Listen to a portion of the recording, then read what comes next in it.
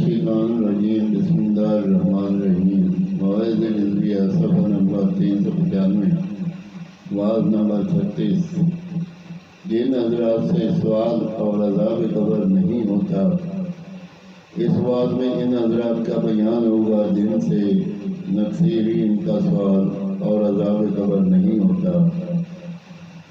ایک شہید ہے کہ جس سے سوال اور جس کو عذاب قبر نہیں ہوتا۔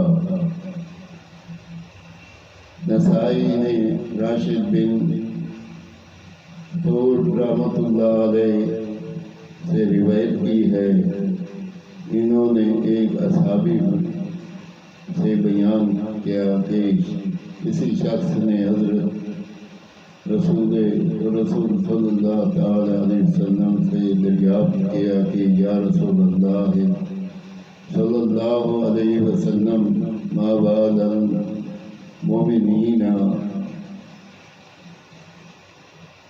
یفتنون فی قبورہم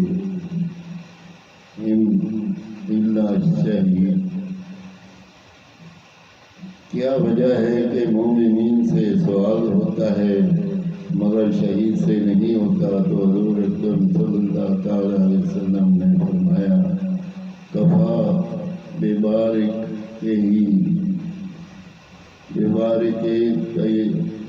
ثبوت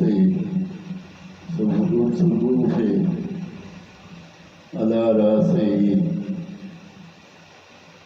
فتنہ دو، اس کے سر پر تلواروں کا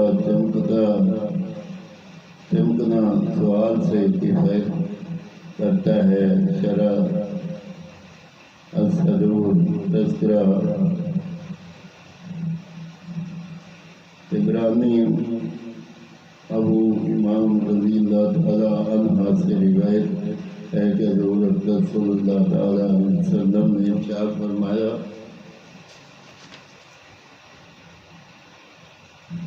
جو اللہ تعالیٰ کے راستے میں چوکیداری کرے، اللہ تعالیٰ اس کو قبر کے فتنہ سے محفوظ رکھے گا۔ دوسرا شخص ہے جس کو عذاب قبر نہیں ہوتا، جو پیٹ کی بیماری سے یعنی استسقاء پر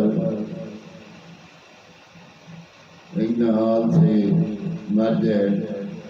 ابن ماجہ ابے کی حضرت ابو ہریرہ رضی اللہ تعالی عنہ سے راوی ہے کہ سرور کائنات صلی اللہ تعالی علیہ وسلم نے ارشاد فرمایا کہ من مات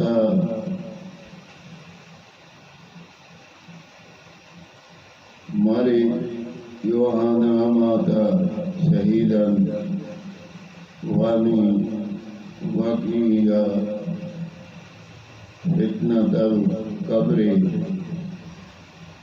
ووضع وادریہ علیہا برزقہ من الجنت، جو مریض ہو کے مرے ہو شہید ہوگا، فتنہ قبر سے محفوظ رہے گا اور جنت سے رزق دیا جائے گا۔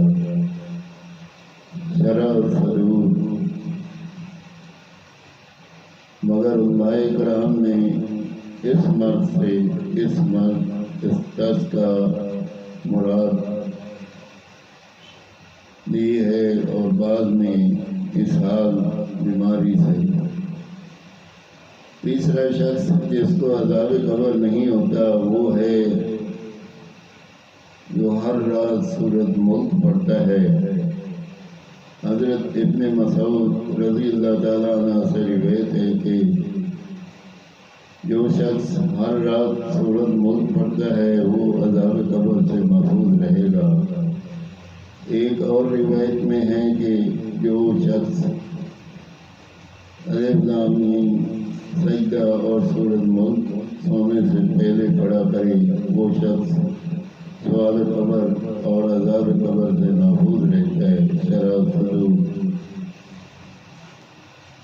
آمین ثم آمین۔ اللہ پاک نے ہمارے لیے کتنی نعمتیں عطا کی، کتنے افسانیاں پیدا کر دی. ہمیں سونے سے پہلے سورۃ موت پڑھنی چاہیے یا سن کے سننا چاہیے. تو اللہ پاک ہمیں اور آپ لوگوں کو عمل کرنے